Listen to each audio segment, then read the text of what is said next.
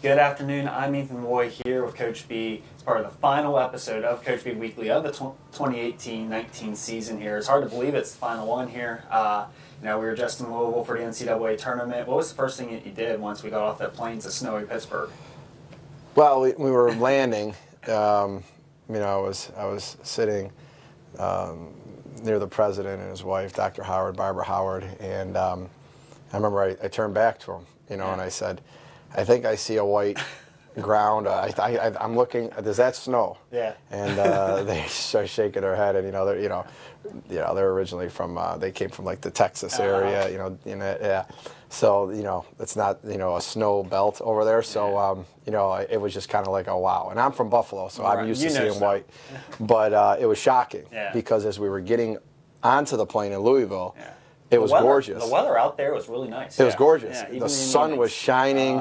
I remember as we were walking out, getting onto the charter, which was really nice. Yeah. That we had our own little area where we just came right in. It was all privatized. Everything was really first class. Milk and cookies on the plane. Milk and cookies on the plane. I just remember going to the plane. It was beautiful and sunny, and we stayed outside for a while because we didn't want to get right on the plane because it felt so good. Right, exactly. And so I think NECA and Ozzy were doing some type of Snapchat or some type of thing, and I got in there with them, and it was all smiles going home.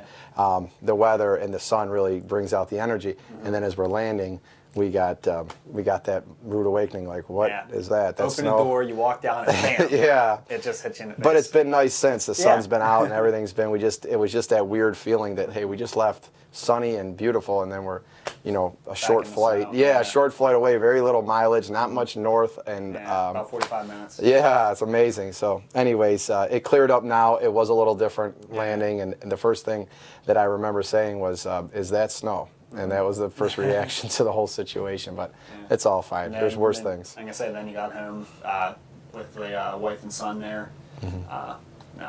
Probably had some time there that you missed them over the NCAA tournament, but finally get to spend some quality time with them. Spend some quality time. When you're young, you hear about that quality time thing, and you think, what is that quality time? You make fun of it, you joke about it, but it is true. Yeah. Your time is very precious. When you have such a tight schedule and you're playing in such meaningful games down the stretch. Practice, obviously preparation, video, just all the daily functions also of the responsibilities of a coaching staff that we have to have outside of the game itself, outside of practice and preparation. There's a long list of things that we have to do that we handle and embrace with all joy, but it's time consuming. Right. And so that's why there is quality time involved, with your loved ones. And it was nice to be able to be home and to spend a little bit more time than I had been because it was tough. It was too bad, my wife and son, Sasso got, under the weather as well. He got sick, and my wife got sick, and I feel bad because they probably caught it from me. But from my little run there in the conference tournament, which my wife took care of me so well. Right. And that was really part of the whole. Now it's your turn. It is, and it's been, and I'm hoping that we continue to get better. As it was a tough, strep throat and flu. I had both. I gave one to my son and one to my wife. My wife got the strep, and my son got the flu. Unavoidable. I mean, I really isolated myself when I was bedridden, but it still happens. It still happens. Probably from me, just being around in proximity of them, but it could happen from anywhere. And this time of year, everyone seems to be getting sick. Especially with the fluctuating weather, like you said, we had snow, and then, it's 60 degrees next day. Yeah, and, as going around the first time, being a father with Sasso, my wife Rosalind having the same first time around, we knew the day was coming where he'd get under the weather, he'd get sick, and you have to deal with it, and you have to embrace it and try your best to take care of him and watch him and take him to the doctors if you need to. So it's just all an experience, and it's all part of the the process of growing up and as parents and as a baby. So no, all joy. Everything's fine. They're under the weather, but they're getting better. I'm looking forward to the next couple of days seeing them 100% again, and then I could really enjoy the time again that we're having. Oh, of course. So let's get to the game on this past Friday against Louisville, #1 seed in the Albany Regional, who have advanced to the Sweet 16. Lost 69-34. You mentioned after the game about the effort, and this has been kind of something that has been really like just a staying point within the last 3 NCAA tournaments, that 4-year run where we've made 3 NCAA tournaments, where even though you fall behind early by double digits or so, the fight is always there from opening tip to the final whistle. Why is that? It's just us. It's just the way that we're built, the way that we come to work every day. The culture that the program lives by every day on and off the court. It's just, the game itself is a challenge within ourselves. The opponents are going to change, styles are going to change, obviously level of competition is going to change, but you go out there and you play with all your heart and you play for each other. It's very important to be unified and to have that passion in your life to go out there and to play for each other, put others in front of yourself. So if we finish the games real well, no matter how tough it's been on us or how the ball didn't go in that day, you can get used to that we're going to be fighting until the end, because it's not something that we take lightly to give up or to do anything like that. And everybody is capable of having a bad moment or something getting the best of them. We're human in that regard, but we don't lower our standards and we don't accept those moments. We fight to the end, and we don't allow any type of selfish mentality or anything to bring us down, bring our joy down, to go out there and to make the most of whatever moment we're in. If we're down, if we're up, if we're in a tight game, I think that's the real main reason why you could see us continuing to fight no matter how tough the game gets. And I felt we did a great job of that again, even though we didn't have our best day shooting the ball. Right. I give Louisville a lot of credit to that. They're very long, athletic, very well coached. They're very physical, and they play both ends of the floor. They're that team. So they're a national championship contender. They're a favorite to go to at least the Final Four. Right. And once they get there, anything's possible for them to win the whole thing, because they're as good as anybody that I've seen. And I was very proud of the student athletes and everyone involved that we fought until the end against someone as powerful as they are on their floor. Oh, for sure. Side note, is Louisville would be your pick to win it all, or? I've seen so I saw so much of them that it was like when we were watching that as we were breaking down the video and stuff, we're looking for strengths and weaknesses and things that we could do. So I saw so much of them, and they have very few weaknesses. I know. They can shoot. They can defend. They're strong. Some of your set plays, their length just made it extend where you want to catch the ball on the 3-point line. You're catching it near the logo because how much you're pushing out with their length. Or when we actually went by somebody where we created a situation to put them in a bad spot, we got by players. We touched their paint. Yeah. But when we got there, it was like, it was a whole different world in there than what you see. We went against Iowa. We hung in there with them for 3 quarters, and obviously they got the best of us in the 4th. But we were going against length and size. Right. They won the Big Ten tournament. They're in the Sweet 16.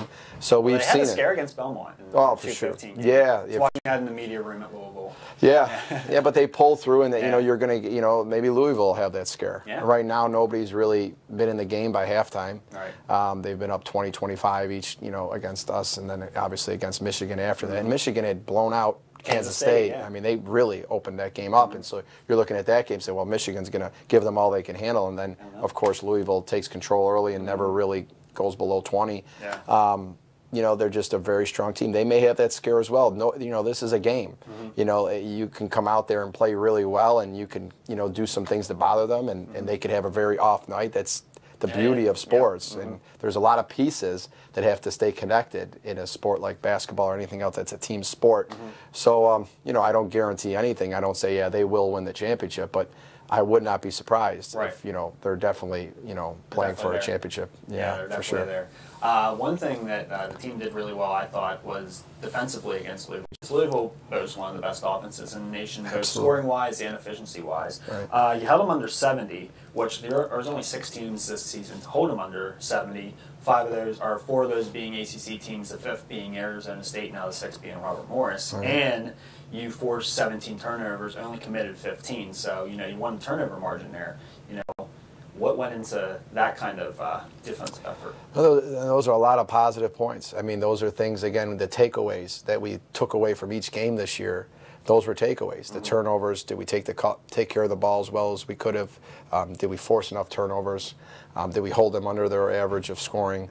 You know, your level of competition goes up. 69 points against some of the teams we played against, that would be like somebody had a good night on us. Right. In the reality of, you know, playing against another mid-major or something that we went against earlier in the year. But when you go against Louisville, a team that's, you know, a lot of people are picking them to win the whole thing. You know, and you're going against a team that scores 90 points often. You know, that's like their averages in the 80s. You're looking at that and saying, well, you held them under to what 90% of the ACC's teams couldn't. That's pretty great. I mean, that's pretty remarkable. I don't even know the right word to say about that, but it's a testament to our work ethic and our growth with the knowledge and the intelligence of the defense that we go over every day at practice. Throughout the season, you're going to see different things. You're going to see different offenses, different actions, different strong points to offenses, and you got to constantly focus on how to handle it.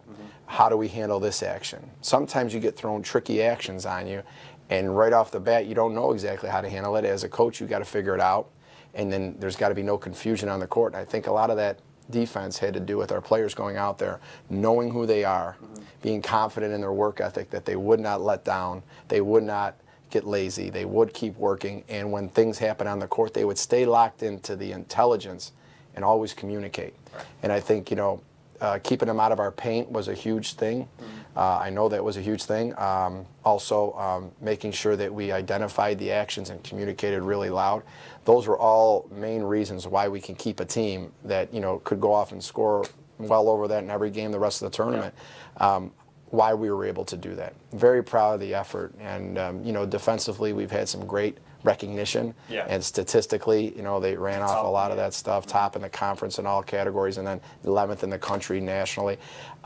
You know, that's something that is our backbone of our team that we talk about. And, you know, we go out there with a great, humble attitude every day to get better. Not that we're going to sit on a ranking or a statistic.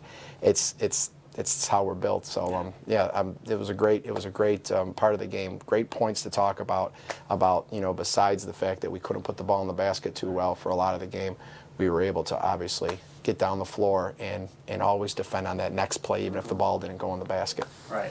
Well, one of those players that could put the ball in the basket was Natalie Villaflor. She had a career-high 13 points in the game, had 3 rebounds, 2 blocks, went 3 for 4 from 3. You said a career-high 13 points on the biggest stage there. How proud are you of her performance, and did you see something like that coming? Absolutely. I mean, Natalie has had a great attitude. She's been very you know, humble throughout the whole season. When I say humble, I don't mean, you know, low mentally as far as thinking too much of herself. She never got too low, and she never got too high. You know, she had good performances earlier in the year where she, you know, had a game that we valued, not where she scored 30 points, but she had great numbers across. She helped us a ton on both ends of the floor, and she never wavered with her humility. She came to work every day and just did what was asked of her. So, of course, I could see that coming, because anybody that comes to work every day with humility as their top pillar in our program, I could say that, you know, good things are bound to happen, and especially when things, you know, get to that point where, you know, the going gets tough. That mentality, that humble, hardworking, tough mentality that you go to practice every day with, you bring to the team. It's really, I wouldn't say coincidental, I would say it's really fitting to see those type of student athletes thrive in the big moment, like the conference championship, where she gave us a huge lift in that game. And that was maybe a little taste for maybe some people to say, if I doubted her being able to go out there and do these kind of things, that moment should have, you know, spun them back to saying, this Natalie Villaflor, she's capable of stepping up in a big moment. And I wasn't surprised that even against the, you know, arguably the best team in the country, she was out there knocking threes down and playing with so much confidence. And that's a testament to her mentality every day, that to make humility her top pillar. I'm very proud of her. Absolutely. Now, wrapping up the season here, you went 22-11, 16-2 in the NEC, third NEC regular season title, second NEC tournament and NCAA tournament bid in the last 3 seasons here. What's like one word? Because I know 2 years ago I asked you this question after the 16-17 season. You said that adversity was the key word that summed up the season. What is the one word that sums up the season? Well, as I look back, throughout the seasons, to give last season's word adversity. No, 2 seasons ago. Oh, 2 seasons ago. Yeah, because of the slow start in NEC play, Ananicki's injuries, Janae's injuries. Okay, so 2 years ago is ever. Yes. What was it last year? I'm not completely sure. Okay. I don't you even know if I asked that it. one. Yeah. You got to know that one now. I always am turning to you for stats and knowledge about words. I know. Okay, all right. So, shame on me. Yeah, 2. We'll give you a pass this time. 2 years ago was adversity, Yeah. and that was after my first season as head coach here, right? So, as much as I had been an assistant coach, associate head coach, that word will come up every year. I thought that year especially, we dealt with a ton of adversity, but I shouldn't really put that word on top of one season over another because there's always adversity. Right. Some years you'd have to deal with something really, really major. This year there was a ton of adversity. I wouldn't put that word as to like this season, word, yeah. but there was adversity. Yeah. I mean, if we want to reflect a little bit here, we get through the first non-conference. Yes, and Megan Callahan, our second leading scorer, who's shooting over 40% from the three-point line, that has started every game but one of her career so far. Yeah. So has been a main, whether you start or come off the bench, but she's a main contributor, main minutes player. Had some big games on the season. That 16-point performance against Bowling Green. Yes, standing out. yes. I mean, just a big part of our team at that point where she was, definitely involved. She goes down, has to have season-ending, procedure done. So, that was tough. Yeah. That was tough. That was adversity because, if for myself and for the coaching staff, we're right back and we're talking about how, this is a moment of adversity. We know what we need to do now. These guys need to understand, step up now. And there's no time to hang our head. There's no time to look at it and say, we're done. This is a problem. We're not going to be able to overcome it. You can overcome so much if you just step up and you just say, hey, let's go forward. Let's focus on what's positive. What can we do? So that was a big moment during the season when you lose your second leading scorer and someone that's shooting the best percentage from the floor, someone that plays such bulk minutes. But I wouldn't put that word on it because if I look at this group this year and I just look through the course of the whole season, I would say unified. Okay. I would say it was very unified. Yeah. It's not that we don't have unity in the past seasons. Because that can apply to every season.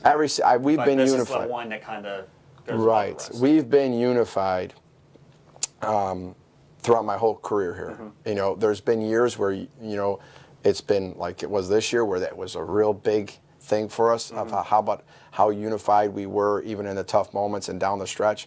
That's why I give it that word. It's no slight on any other year because we were unified in other years, but we were very passionate with the unification of the team. This being unified was such a big, important thing to us, and I have to look at it and say the leadership was really strong for that.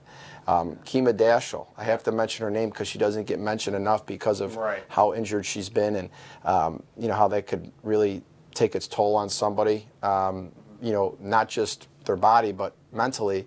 She was one of the most amazing leaders that we've ever had, and she knows that because I've told her that, and I could tell Kima Daschel that. Yeah. And she's a very humble, hardworking person that never wants to lose that about herself. So I can tell her that, and I did. And obviously she's very emotional about hearing that because she's so happy to make the coaching staff proud of her and her team.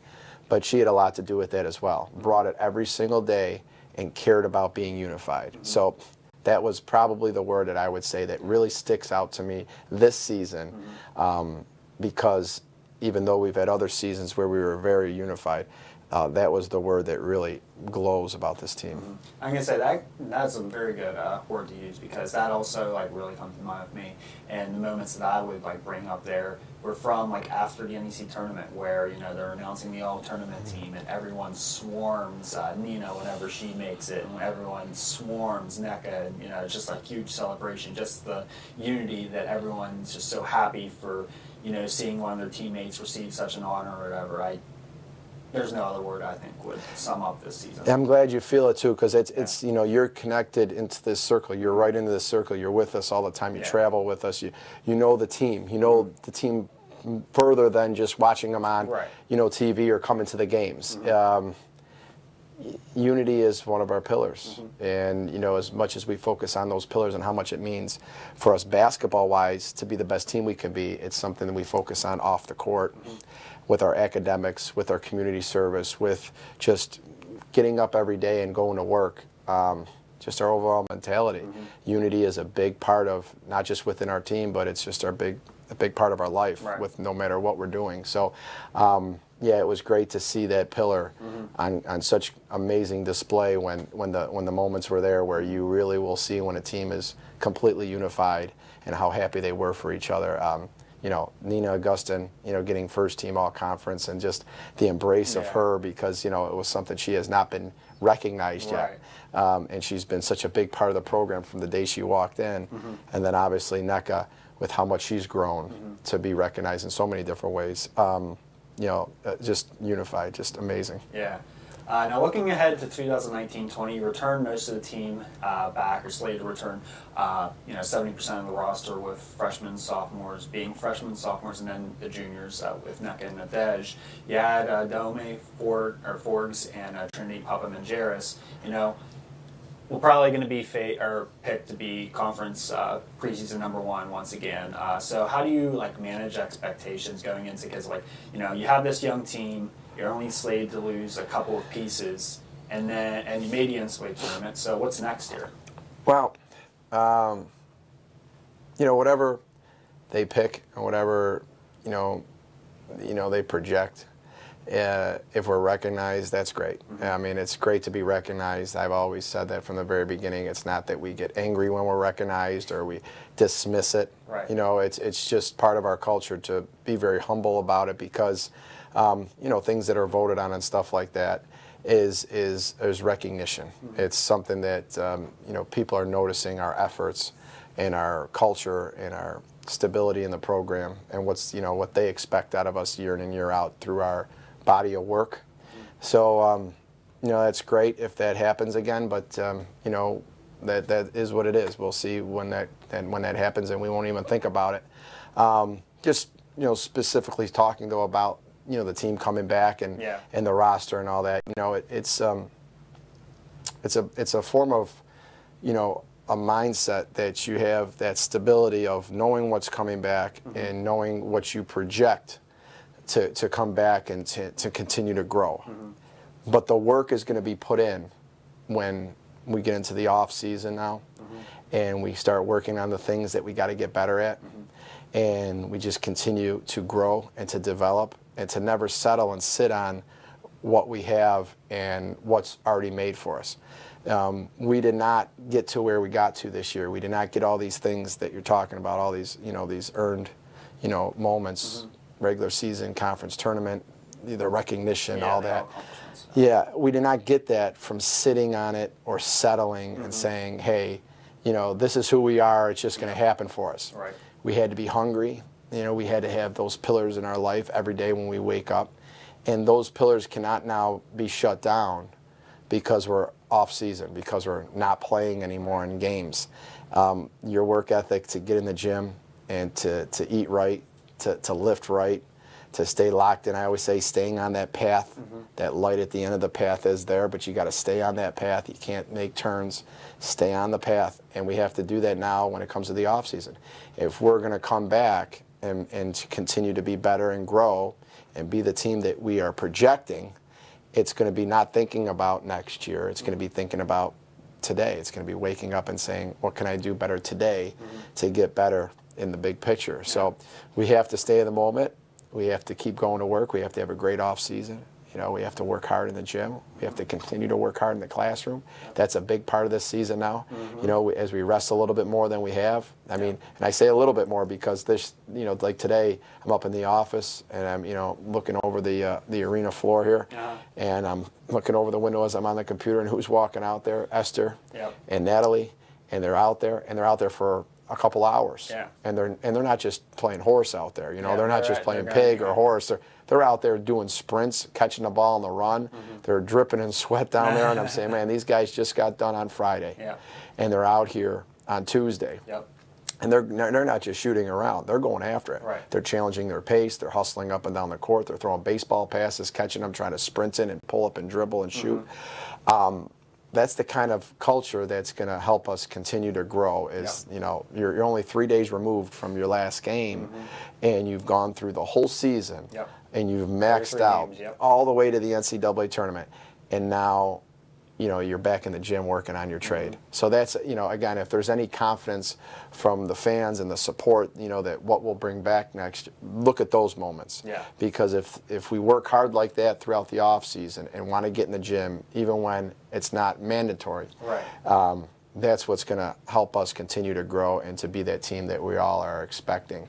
But work ethic and staying locked into who we are and not just valuing in season. Got to value the off season now, and we can get a ton better. There's a lot of times you'll see freshmen come back as sophomores, and you'll see them doing things that, you know, their freshman year that they were very uncomfortable doing, and you'd say, what happened in the off season? Because you weren't playing games, you weren't, because they got it all, they took it all in now, and they were able to put in a ton of work, hours in the gym at getting better at something that was very difficult while we were playing. You don't get that much time to get as much individual attention or get the reps that you want to get in season. You got to kind of get a little bit better every day, like I say, and then when you get into the off season, now you could really control what you can work on, and we can, as coaches, work on those specific things, and they can put in a ton of extra time. You know, with a much more open schedule. So that's really what we got to get after. Long-winded, but you know, I don't want always a long-winded answer. well, I think a lot of times we get caught up in, you know, here's your stats. Here's who's coming back. They're only going to get better. Everything's going to continue to come back the same way because you only lose whatever. And you know, we can't forget how we got the type of team that we had this year and how we were so unified and we were so hardworking, and we were able to, down the stretch, even though we were extremely young, be able to go out there and play like veterans. That was a big part of it. So we got to stay locked into that. I got 2 questions and a comment here from the fans. First one comes from Charles from Whitehall. He asked, where's your favorite place to watch other games from and to unwind after one of your own games? So other place, okay, this is Charles from Whitehall? Yes. Okay. It says, where is your favorite place to watch other games from or to unwind after one of your own games? Well, when he's saying where do I like to watch them, I'm assuming he's saying like a restaurant or something like that, the best place for me to watch a game is in my living room. You know, obviously other games of teams that are playing that don't have any scouting purpose to them. If I'm scouting a game, obviously it's at my desk or at home or at my desk in the office, obviously, where I can really sit down and take notes and whatever. But if I'm just watching a game for, you know, the joy of, you know, watching a team play and just, you know, an entertainment value or whatever. That's hard for me, by the way, because when I watch games, I can't just watch a game. You're breaking stuff down. I'm breaking stuff down. What do they do to get open? How do they defend that? That was a real neat action. How do they defend that? How would I defend that? You're sitting in a recliner, but you're still sitting up real close. Yes, it's very difficult for me to just enjoy a game without trying to break down why someone's getting an open shot or watching the culture of how they're handling the moment. It's just I can't just do that. So, but I would say my living room is by far the place that I, you know, and that's exactly, again, where I unwind as well.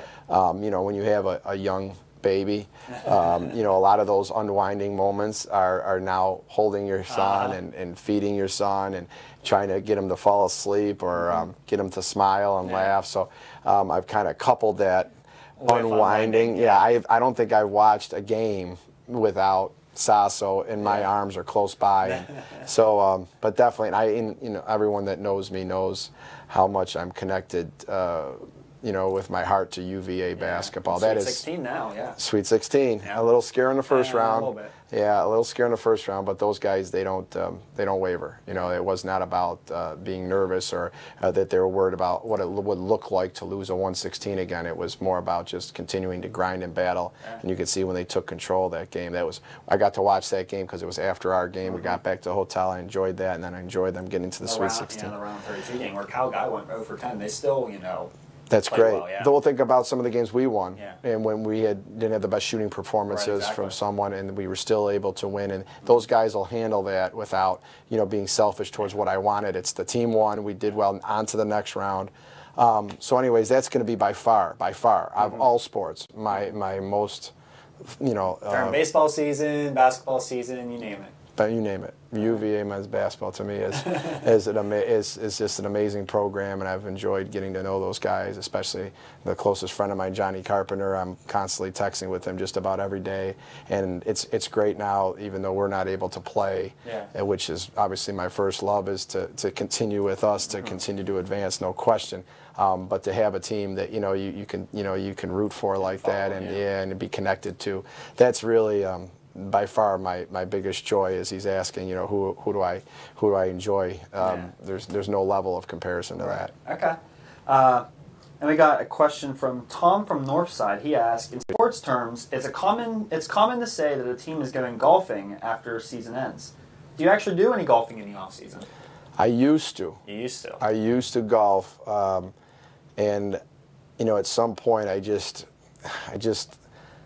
When I had those days that I could go golfing, I found something else that's usually work related, and that's I know that's part of that whole balance thing that everybody gives me a lecture about sometimes.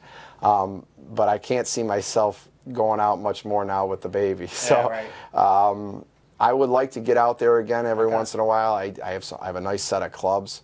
That I don't use very often, if I've used them at all. They're very nice, they're gorgeous clubs. I could go out there and be the best dressed, when it comes to my clubs, with the bag and all that, but that to me is not important. It would be wanting to go out there and to being able to enjoy the afternoon or the morning or whatever time I get. I'd probably be early in the morning. But maybe hit a straight drive. Maybe, I'm as a golfer, when I played a bunch, I never was the longest driver. I never had the most. Once in a while I'd get into one. I'm capable of having a nice long drive, but I had a short backswing, and I really loved to keep the ball in the fairway. That's a smart way to do it. Yeah, and I still wound up, never scoring as well as, you're shooting for every day. But when I played a bunch, I actually was able to go out there and enjoy myself and, play where I was parring holes, birdieing holes once in a while. But now, if I went out there, I'd have to go to the range for a couple days and just really get my swing back, because it would feel so foreign right now for me to. Is the swing a little better than like Charles Barkley's? Oh, I've seen that on TV. Yeah, definitely. He's not worried about keeping it on the fairway. That thing is all jacked up. But yeah, I was a short backswing guy, just trying to make good contact, and I was pretty decent on the greens. Not a great chipper. That was one of my worst parts of my game. But anyways, if I can get back out there again, and definitely go out there with friends or family or something like that. That really is if somebody else likes to do it more than I would, a lot of times I would be willing to go out there and make that the morning, afternoon, because I know they love it more than I do. But I would enjoy because again, when we're in the season, it's like I don't have that time where I could just 5-6 hours in a row go out and spend that kind of time doing something. I have some friends that are some great golfers too, like really great golfers. So I'm sure I'll be put in that situation sometime this year, and hopefully I'll be able to get out there. Okay, who wins in a one-on-one match between you and your dad? In golf? In golf. Man, you're trying to get me in trouble here. I would probably say he would probably beat me right now, because he does get out there a little bit. He's retired now, so he gets asked by his retired relatives and his retired friends. Let's go to the links. Coach Sale was one that he played golf the way he played it, just kind of like everything Coach Sale in his life was. He kind of did it the way he does it. But he had this horrible slice. I think he still does it, where the ball would just and then go this way. So what? That's how my slice. You have a slice? I have a bad slice. Okay, so here's the problem with that is, that ball would slice normally. He would play it. He'd line himself up like 75 degrees to the left. And then that slice would play, and he'd drop it right in the middle of the fairway when he was hitting it well. So, but then there was those moments where the ball did not slice. And, oh man, that was like 4 screaming because somebody's going to get killed. Because that ball went 100 miles an hour straight to where he aimed it, and that's on another fairway or someone on a green over there, because that thing took off. So when he plays a slice like that, it did cause some scary moments because of when he actually straightened it out and went that way. But yeah, he definitely had a talent to do certain things on the golf course and stuff like that. He just never, he always said, I never got lessons. I never fixed my slice. Okay, but he could putt really well. He could chip well. He could hit off the fairway. He'll probably say, you know, if he heard me saying this, now I'm a bad golfer. Don't say that I'm terrible. But, you know, when you went out golfing with him, you know, he was always, you know, someone that, you know, played competitively. And he was never someone that went out on the course and, you know, a lot of times people get too competitive where they want to beat who they're playing with or whatever. When I go and play golf, it's never a competitive nature of who I'm playing with and stuff. It's more about trying to do it's kind of like how we are with our team. Yeah. We're trying to do the best we could possibly do. We're trying to beat the course when we go and play golf, not the person. So. Oh, for sure. I like that answer. Yeah. I like that answer. And then the last one here is a comment from Matt from Moon. He says, thanks for a great season. My nine-year-old daughter and I have been going to games for 5 seasons now. I'm glad she has such good role models as people, students, and athletes in the women's basketball program. Through camps, games, and the willingness of players to interact with their young fans, her love of basketball has grown. Thank you for all that the program does on and off the court. We're already looking forward to next season. Okay, who is this again? Matt from Moon. Matt, tell him, Matt, thank you for all those kind words, and you know, just really being grateful for our team because we're grateful for Matt and his daughter and her and his support of the program. That's just something that we believe in and we're built by is, you know, to be grateful for the people that want to be involved with the program, want to come to the camps, the clinics, want to be at the games. We're always ready to, you know, make those young student athletes, those young ballers, a big part of our program. Right. And, you know, we appreciate, you know, the support and the gratefulness of being here and supporting the team. You know, we would love to see more of that, and anybody that wants to connect to the program like Matt and his daughter has, you know, we're always here with wide open arms. You know, come on in. We would love you to be more of a part of this program and feel the culture of our team and bring you in to get some great experiences, you know, on and off the court with us. So we have a clinic coming up this weekend that's free to the public on Saturday. And, you know, we hope we get a great turnout with that because our student athletes, they love that. Oh, yeah. You know, they're going to know every one of those kids and they're going to, you know, no matter how many show up, they're going to, you know, teach them the drills and work hard with them and make sure that they have a great experience. And leave smiling. Leave smiling because, you know, those young ones, this is the kind of, you know, inspiration that they need to maybe make basketball a major focus in their life and going forward. They remember moments like that, yeah. Absolutely. They remember a student athlete knowing their name and, you know, sharing a great moment of, you know, of making a shot or throwing a great pass in a drill or in a game. So we're looking forward to Saturday for sure where we can get that clinic. It's for free. Anybody in the area that wants to come out, it's for free. Come out, bring your kids. Time? It's at 1 o'clock. 1 o'clock. 1 o'clock at the NAC. There we go. Yeah, we're excited for it. All right. I like hearing that. Lastly here, you know, off-season plans. It's the off-season. You know, obviously you'll have some a little bit of downtime here. You have the clinic you said this weekend. Have some recruiting trips coming up, obviously. Any vacations set up? Anything like that? Well, we go out to the Final Four as a staff. Right. I wouldn't call that a strict vacation because you know, even though it's in a nice warm place this year in Tampa. Yeah. We'll be the men's Final Four in Minneapolis. There you go. Yeah, it's a much more warm of a city, but. You know, we'll be working out there. We'll be, you know, going to, you know, obviously going to meetings and different things that that we do at the Final Four, and then obviously, you know, being able to go to the games and to enjoy that together as a staff. That's always great. But you know, just like a true vacation. You know, we get a little bit of time in May. And maybe a little bit of time in August to maybe do that, just depending on the schedule and what we got going on. But yeah, I would say May. This year would be a time that, you know, we would hopefully as a staff be able to, you know, go wherever it is that we could go to just get a little bit of time to relax. And, you know, we never are able to just shut our phones off. That's just something that, you know, I know people sometimes say, you know, turn your phone off and just don't be bothered. It's just not the culture of, can't shut it off. Now, you know, you could obviously have less on your plate and you could kind of finish things up before you get out and do these kind of vacations. But, in the culture of the lifestyle we have, we never have our phones completely off because, you know, we have an extended family of student athletes and people that, you know, obviously are you know, needing things from us and answers from us even when they know we're on vacation. You know, there's a lot of things that could pop up, but that's the kind of vacation that we do have as Division I coaches, and it's not a misery at all. It's you know, that's part of the lifestyle that you have to, you know, embrace and find the joy in.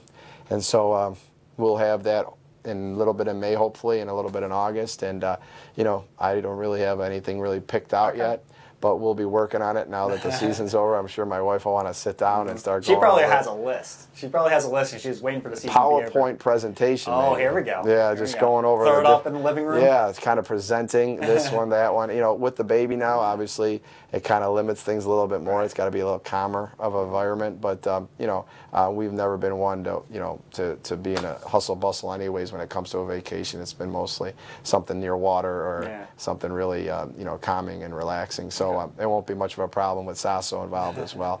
But anyways, yeah, that's kind of the plan. A little bit in May, a little bit in August, and it'll be nice to see the whole staff be able to go and to relax a little bit after such a hard fought and such a successful season. Yeah, true servanthood this year. True servanthood.